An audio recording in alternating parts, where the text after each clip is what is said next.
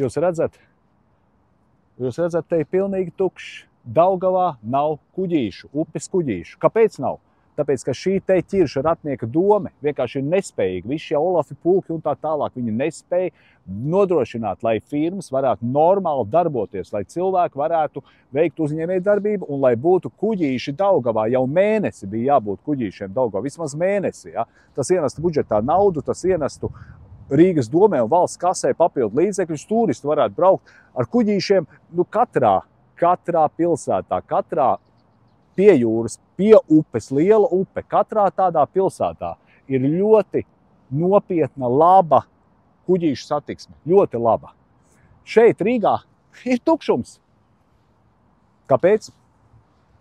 Šīs te pašreizējās absolūti nesaimnieciskās, nemākulīgās, patiesībā parazitējošās domas dēļ.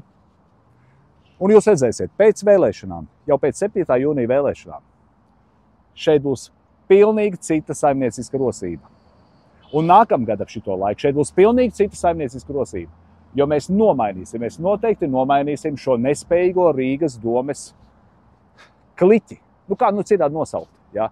Koruptīvo īpatnējo kliķi, kurai neinteresē, ka lai te darbotos, lai cilvēkiem būtu darba vietas, lai cilvēki varētu attaisīt vaļā savu kuģu satiksmi, kas ir bijuši šeit, ja? Kuriem jāgaida uz kaut kādiem dīvainiem konkursiem samudžinātiem, uz nelikumībām, īpatnējām, jau uz pārkāpumiem un tā tālāk. Ja?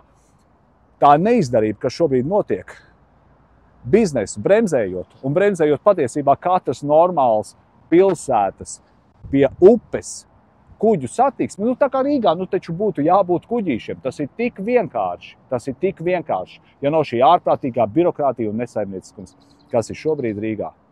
Tā kā šeit ir Daugava jāatdzīvina, un te ir ļoti, ļoti skaisti, bet, kā redziet, upe ir tukša no upes kuģīšiem. Un es atceros bērnībā, te bija regulāra kuģu satiksme. Uz Ķēngaragu, uz Doles salu, uz Katlakalnu, uz Ķīšezeru brauca pa lētām cenām kuģīši, pa lētām cenām. Un tas bija pilnīgi normāli.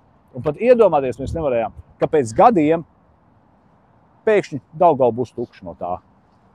Un tikai tāpēc, ka Rīga ļoti, ļoti patiesībā nolaista. Šī skaistā pilsēta, saimnieciska nolaista un tiek bremzēta. Un to mēs noteikti izmainīsim ar jūsu visu palīdzību. Paldies!